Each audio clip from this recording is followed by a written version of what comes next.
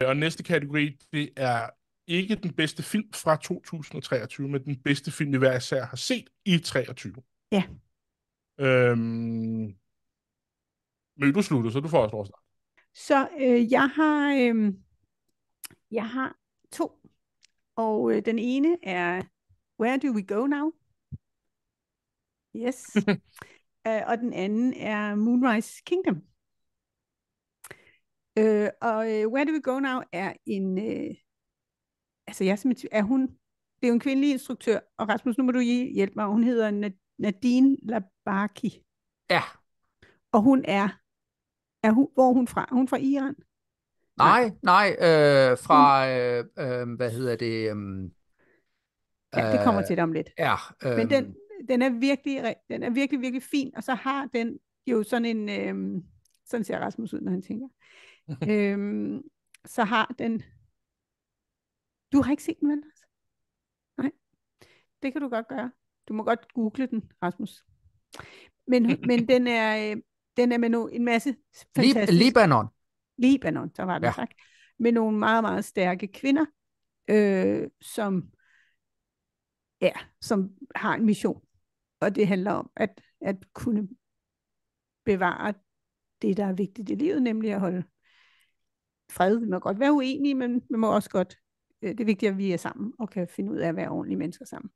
Og så formår hun altså at sætte den sammen på en sådan måde, at den, udover at den har en dyb alvor, så har den altså simpelthen så mange humoristiske scener og poetiske scener, som jeg ikke kan stå for. Det er en sindssygt god film. Ja. Altså helt ekstremt god film.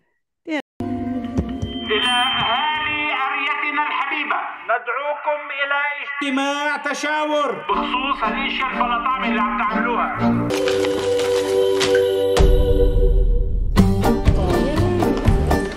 قال لي نتشخلعوا بس مش هالقد زايدين كمان. أو هن المعجوقين فيهم ومفحوطين هالفحطة. أو هن كأنه جايين من بلاد المجاعة. بطت اجري انا بتفصل 3 من عائلتهم. Нарежешь, прожаришь, начинишь и запаришь, помесишь, покрутишь, тут подсыпешь. يلا نقدر شايفك تسوى الموزة شاعرة أو سمرة خلي هاشي والله. Hello guys. Can you put water for me? Jeg tror, jeg går altså med den kvindelige instruktør. Ja. Og det bliver Where Do We Go Now, som jeg klart vil anbefale, at man ser.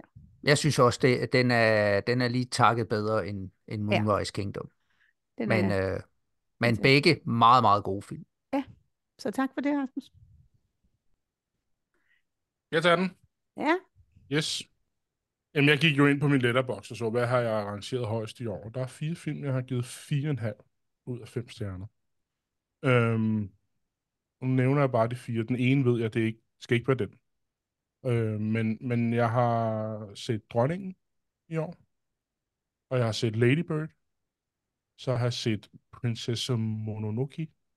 Og så Utøya, July 22. Men jeg tror, jeg går med Utøya-filmen. Jeg så den sent om aftenen, natten, kan jeg huske. Og jeg skrev ikke en anmeldelse af den, fordi at det synes jeg ikke, at jeg kunne være bekendt. Men jeg synes, det var, hvis jeg skal sætte nogle ord på den, det er selvfølgelig en forfærdelig historie.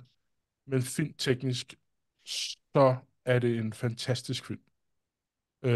De har forsøgt at lave det, så det ligner, det er et one-shot hele filmen. Så vi følger den her pige, der er på den her lejr med sin søster. Og de bliver adskilt lige når det starter. Filmen var også helt specifik. Er det 72 minutter, tror jeg det er? Fordi vi ser, hvad der sker fra angrebet starter til angrebet slutter.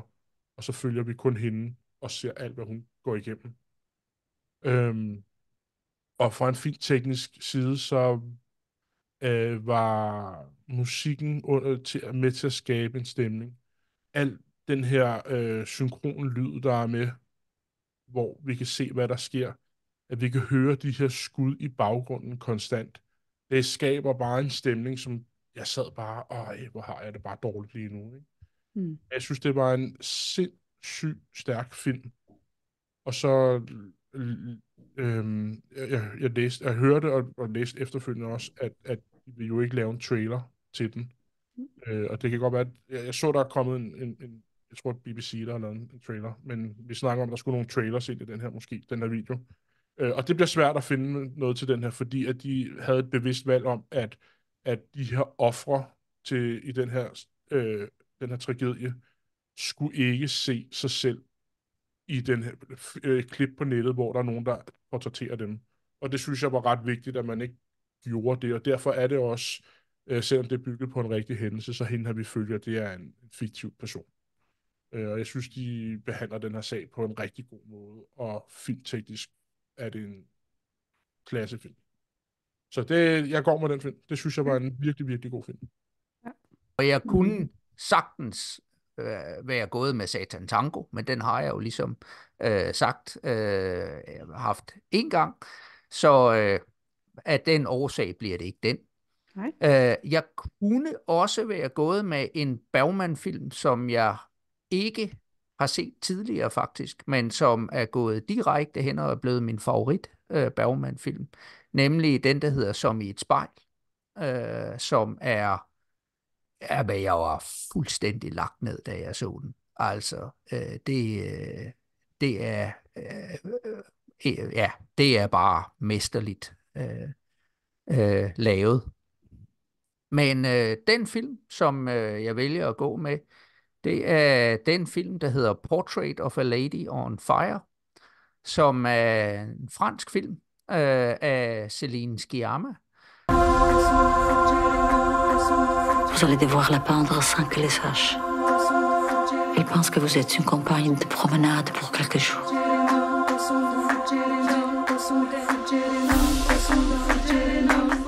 Que savez-vous de mon futur mariage? Rien. C'est tout ce que j'en sais aussi. Quand allez-vous vous marier? Je ne sais pas si je vais me marier. C'est parce que vous pouvez choisir que vous ne me comprenez pas. Je vous comprends. Quand vous êtes embarrassé, vous mordez vos lèvres. Vraiment. Quand vous êtes troublé, vous respirez par la bouche. Og det var sådan lidt et tilfælde, at jeg så den. Og jeg var fuldstændig betaget af den. Hver eneste scene er nærmest som et maleri. Den er grafisk uhyggelig flot. Ja. Den har også et meget relevant historisk tema, som man på en eller anden måde sagtens kan forbinde med til i dag.